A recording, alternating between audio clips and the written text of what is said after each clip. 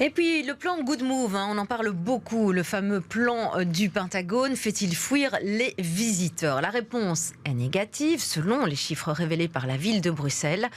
Les statistiques de fréquentation du centre-ville confirment qu'ils sont encore plus d'1 million à visiter le cœur de Bruxelles chaque mois. Comment expliquer ces chiffres? Grégory Yenko, bonjour. Bonjour Fanny. Vous allez faire le point pour nous. Oui, on pouvait s'interroger sur la fréquentation du centre de Bruxelles depuis la mise en place de la maille Pentagone à la mi-août. Ça annonçait de lourds changements de circulation au cœur de Bruxelles. Et finalement, les statistiques révélées par le cabinet de l'échevin Fabien Minguin et révélées par la DH ce matin confirment que les visiteurs sont toujours aussi nombreux.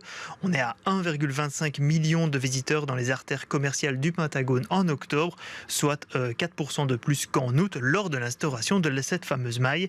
On est même à plus d'1 million de personnes chaque mois dans le centre de Bruxelles depuis le mois de mars 2022.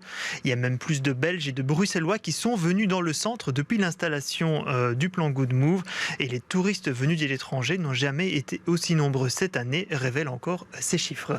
Bon, alors ces chiffres, vous l'avez dit, ils viennent de la ville de Bruxelles. On se doute que ce n'est pas Fabien Minguin qui est allé compter chaque personne. Alors comment ces statistiques, elles sont calculées? Est-ce qu'il existe un modèle précis pour compter?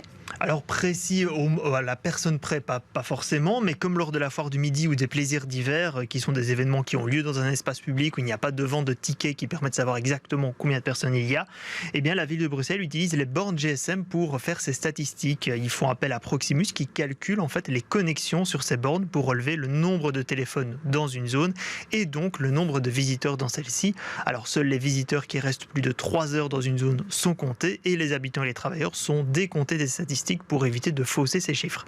Alors la ville fait également appel en fait à une start-up française, MyTraffic, qui analyse le trafic piéton, où là il regarde aux données de géolocalisation des smartphones et des applications et organise en parallèle des comptages physiques pour mieux comparer les diverses données dans des rues spécifiques comme la rue Neuve par exemple.